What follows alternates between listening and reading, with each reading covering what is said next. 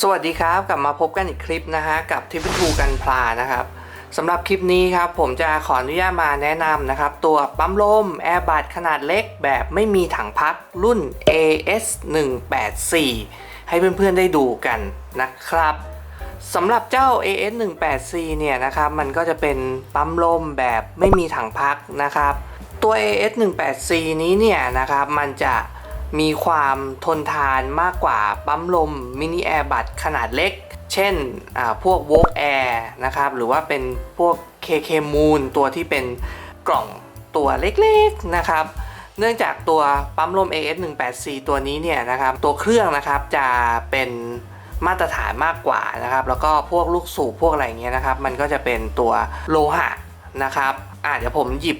ตัวชุดลูกสูบให้เพื่อนๆดูกันนะว่ามันเป็นในลักษณะไหนนะครับนี่นะฮะนี่ก็จะเป็นตัวชุดลูกสูบของเจ้า AS184 นะครับก็จะสังเกตได้ว่าตัวพวกข้อเหวี่ยงต่างๆนะครับมันก็จะเป็นโลหะนะฮะแล้วก็รัดด้วยตัวยางไดอะแฟรมนะครับเป็นในลักษณะนี้นะครับซึ่ง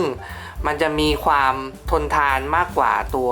มินิแอร์บัดโวล์กแอร์ที่มันเป็นพวกลูกสูบเป็นพลาสติกนะฮะก็พวกนั้นเนี่ยจะมีความทนทานน้อยกว่าตัวปั๊มลมแบบไม่มีถังพักในลักษณะนี้นะครับทีนี้นะครับเรามาดูกันครับว่าเจ้า AS184 เนี่ยภายในชุดของเขานะครับที่จัดมาเนี่ยมันจะมีส่วนประกอบอะไรบ้างนะครับจะมีตัวปั๊มลมนะครับที่ถูกติดตั้งเรกูเลเตอร์กรองดักไอน้ำนะครับมาจากทางโรงงานเรียบร้อยนะครับสำหรับกรองดักไอน้ำที่ถูกติดตั้งมาจากทางโรงงานเนี่ยนะฮะ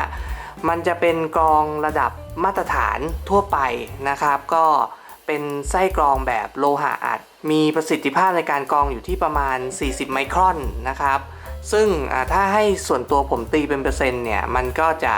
ช่วยกรองได้สักประมาณ 50% ประมาณนั้นนะครับประมาณ 50% นะฮะดังนั้นเนี่ยอย่างที่ผม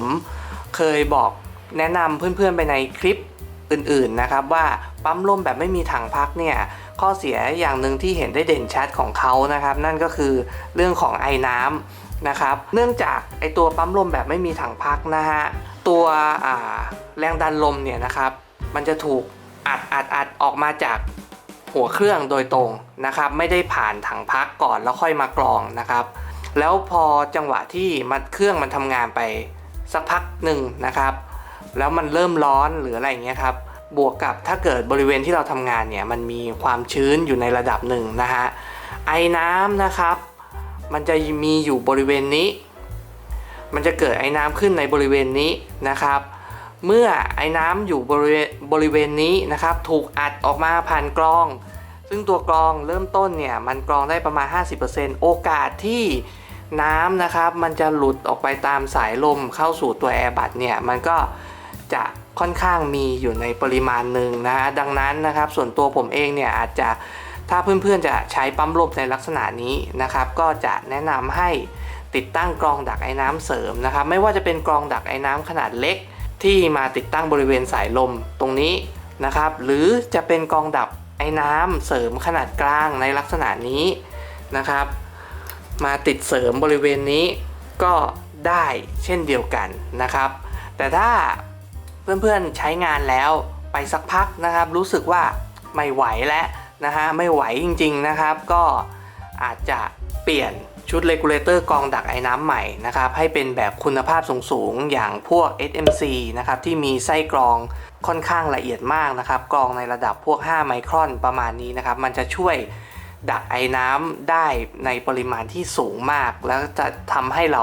ทำงานร่วมกับปั๊มลมแบบไม่มีถังพักเนี่ยได้ราบรื่นมากยิ่งขึ้นแน่นอนฮะต่อมาครับก็ภายในชุดเขานะครับก็จะมีหัวพ่นนะครับหัวพ่นภายในชุดที่มาเนี่ยก็จะเป็นแบบเริ่มต้นโดยทั่วไปนะครับก็จะเป็นขนาด 0.3 มิลลิเมตรแบบ2จังหวะนะครับก็คือกดลงออกเฉพาะลมนะครับกดลงและง้างก็จะสีจะออกมาด้วยนั่นเองนะฮะด้านท้ายนะครับก็จะมีตัวปรับระยะล็อกไกด์พ่นได้นะฮะประมาณนี้นะครับสำหรับหัวพ่นนะครับแล้วก็จะมีสายลมนะครับแบบถักความยาวประมาณ 1.5 ถึง 1.8 เมตรประมาณนี้นะครับแถมมาภายในชุดด้วย ก็เรียกได้ว่าครบชุดพร้อมใช้งานได้เลยนะฮะทีนี้นะครับเดี๋ยวเรามาดูขนาดโดยรวมนะครับของตัวปั๊มลมชุดนี้กันดีกว่านะครับสำหรับความกว้างนะครับของตัวปั๊มเนี่ยผมนับรวมไปตัวชุดเรกูเลเตอร์ที่มันยื่นออกมาด้วยนะฮะก็จะอยู่สักประมาณ26เซนติเมตรนะครับประมาณ26เซนติเมตรส่วนสูงนะครับถ้าวัดจากตีนปั๊มเนี่ยขึ้นไปจนสุดเรกูเลเตอร์เนี่ยก็จะอยู่สัก20เซนติเมตรเท่านั้นเองนะครับน้ำหนักนะฮะน้ำหนักโดยรวมของเจ้า AS184 ตัวนี้เนี่ยมันก็จะอยู่ประมาณ4กิโลนิดๆนะครับซึ่งผู้หญิงเนี่ยหิ้วสบายๆแน่นอนนะครับสำหรับเพื่อนๆผู้หญิงที่ต้องการจะนำไปพ่นนอกจากงานโมเดลแล้วเนี่ยไม่ว่าจะเป็นพวกงานกระเป๋าพวงกุญแจหรือจะเป็นอาร์ตทอยต่างๆเนี่ยตัวนี้เนี่ยสามารถหิ้วไปใช้งานได้สบายๆเลยครับเดี๋ยวเรามาดูรายละเอียดปลีกย่อยอื่นๆกันอีกสักเล็กน้อยนะฮะมาดูกันเลยดีกว่าครับในส่วนของเกจมาตรวัดแรงดันนะครับมันก็จะมาเป็นสเกลละเอียดนะครับนั่นก็คือส่วนสีแดงที่เราเห็นตรงนี้เนี่ยนะครับก็จะเป็นสเกลบอกถึงตัว PSI นะครับแล้วก็ในส่วนสีดำนะครับด้านวงในเนี่ยนะครับก็จะเป็นในส่วนของมาตรวัดสเกลในหน่วยของบาร์นั่นเองนะครับก็จะเป็นสเกลละเอียดนะฮะตัวนี้นะครับในส่วนของบริเวณตัวเครื่องนะครับก็จะมีหลังเต่าตัวนี้นะฮะหลังเต่าตัวนี้เนี่ยก็จะเป็นพลาสติกทั้งท่อนเลยนะครับเป็นตัวพลาสติกฝาครอบทั้งท่อนเลยก็จะมีในส่วนของหูหิ้วตรงนี้ยืดได้หดได้นะครับเวลาเราจะใช้เราค่อยยืดออกมานะฮะเวลาเราไม่ใช้เราก็หดเก็บลงไปได้นะครับทีนี้ข้อเสียเรามาดูข้อเสียกันดีกว่าข้อเสียของไอตัวหลังเต่าตัวนี้นะครับมันมีข้อเสียอยู่อย่างหนึ่งก็คือเมื่อมันเป็นชิ้นงานพลาสติกแล้วเนี่ยเวลาที่เครื่องทำงานนะครับแล้วเครื่องมันร้อนจัดมากๆสำหรับคนที่ทำงานหนักนะสำหรับคนที่ทำงานหนักจนเครื่องร้อนจัดมากๆเนี่ยบริเวณตรงนี้นะครับบริเวณขอบหลังเต่าตรงนี้เนี่ยนะครับมันมีโอกาสที่มันจะเกิดอาการพลาสติกละลายจากความร้อนได้นะครับดังนั้นเนี่ยนะฮะถ้าเพื่อนๆที่กังวลในเรื่องนี้หรือซีเรียสในเรื่องนี้มากๆเนี่ยอาจจะสามารถถอดตัวหลังเต่าตัวนี้ออกมาได้นะครับก็คือเราจะคลายน็อต6เหลี่ยมทั้ง2ตัวนี้ออกก่อนแล้วก็ยกหลังเต่าออกแล้วก็ใส่6เหลี่ยมทั้ง2ตัวนะครับขัน6เหลี่ยมกลับให้แน่นนะครับเนื่องจากถ้าเกิดเราขัน6เหลี่ยมกลับไม่แน่นเนี่ยนะครับไอตัวบริเวณที่มันเป็นประเก็นฝาสูบตรงนี้เนี่ยมันอาจจะมีช่องโหว่ได้ดังนั้นถ้าโดยส่วนตัวผมอาจจะไม่ค่อยแนะนำให้ลูกค้าถอดนะครับก็ปล่อยมันไว้อย่างนี้ก็ได้ครับปล่อยมันไว้ไปเลยเพราะว่ามันก็ไม่ได้ละลายง่ายขนาดนั้นนะครับนอกจากจะใช้งานหนักจริงๆจนมันร้อนมากๆครับจนพลาสติกมันทนไม่ได้จริงๆถึงจะเจอปัญหาบ้างได้เช่นเดียวกันนะครับบริเวณด้านบนนี้ก็จะเป็นตัวแท่นวางแอร์บัดนะครับที่ถูกติดตั้งมาบริเวณหลังเต่าก็จะให้มาทั้งหมด2ชิ้นด้วยกันนะครับสำหรับ AS184 นะครับสวิตช์เปิดปิดเนี่ยจะย้ายมาอยู่ตรงด้านหลังจะแตกต่างจากพวก AS182 หรือ AF182 ที่สวิตช์จะอยู่ด้านบนนะครับสวิตช์ตัวนี้ก็จะมาอยู่บริเวณของฝาครอบเครื่องด้านหลังแล้วก็ตัวฝาครอบเครื่องของตัว AS184 นะครับก็จะเป็นในลักษณะของมี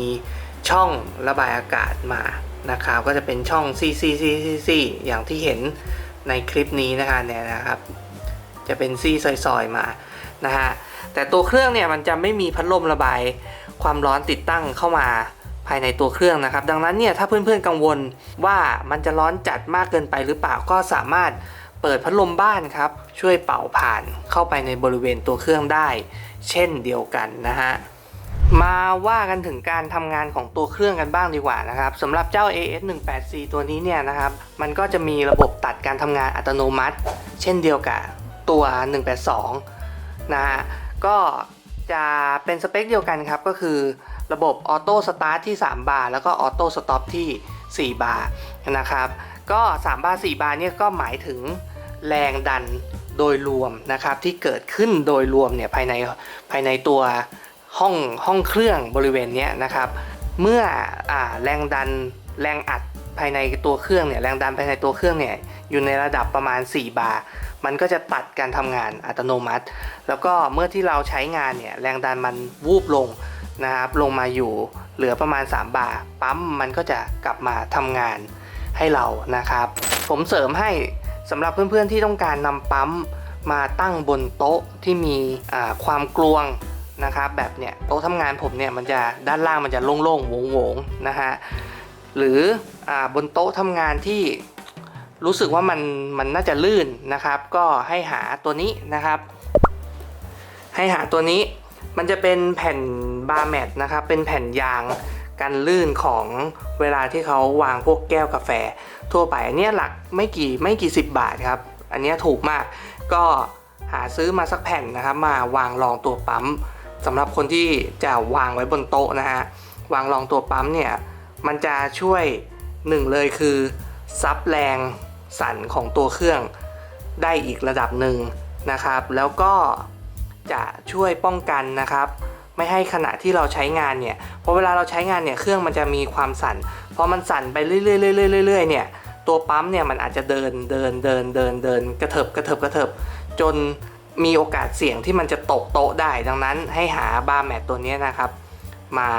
วางเป็นฐานรองเอาไว้หรือถ้าใครมีแผ่นยางที่มันมีความหนาในระดับหนึ่งอย่างนั้นก็ดีเลยครับช่วยได้เยอะเลยนะครับก็หาแผ่นยางมาลองไว้หน่อยก็ดีนะครับสำหรับ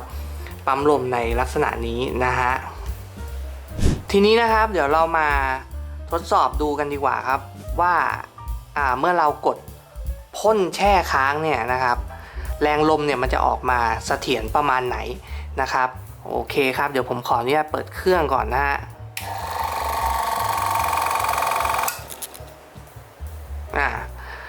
แรงดันลมที่ผมตั้งไว้กับตัวปั๊มตอนนี้นะครับก็จะอยู่ที่30 psi นะครับหรือประมาณ2 บาร์ก็ซึ่งเป็นค่ามาตรฐานอยู่แล้วทั่วไปนะครับโอเคครับเดี๋ยวผมจะลองกดพ่นแช่ค้างไว้เลยนะฮะ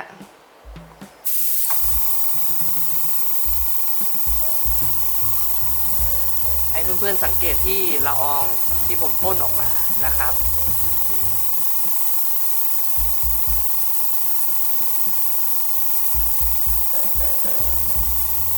ขยับเข้าให้ใกล้อีกหน่อย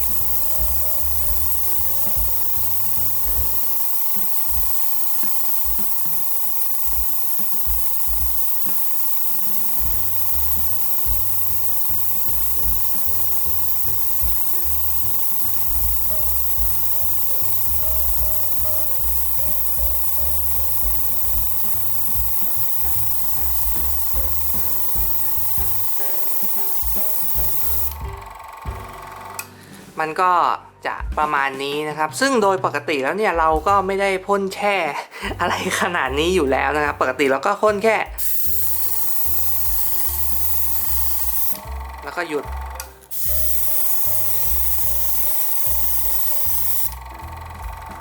ประมาณนี้นะครับก็เพื่อนๆอาจจะได้เห็นตัว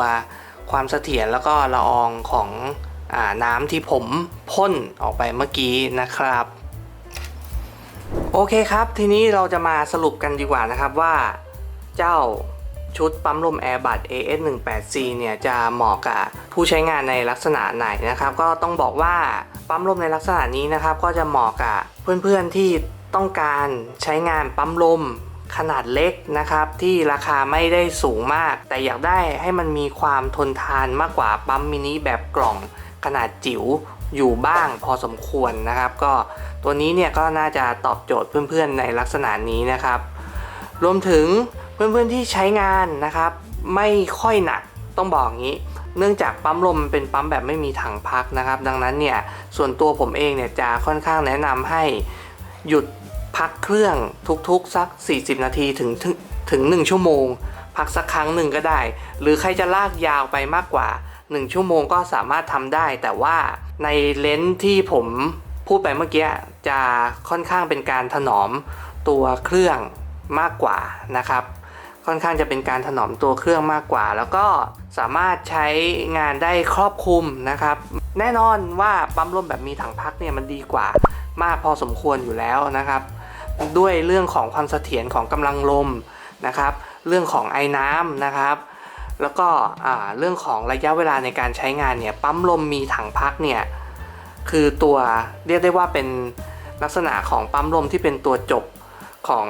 เพื่อนๆหลายๆคนอยู่แล้วนะครับแต่ว่าไอตัวนี้เนี่ยมันเป็นตัวเหมือนตัวขั้นกลางระหว่างมินิขนาดจิ๋วกับปั๊มลมแบบมีถังพักนะฮะดังนั้นก็มันจะอยู่กึ่งกลางนะครับมันก็จะมีข้อดีข้อเสียนะครับแตกต่างกันออกไปเพื่อนๆก็ลองชั่งน้ำหนักดูครับว่าเรามีงบประมาณไหน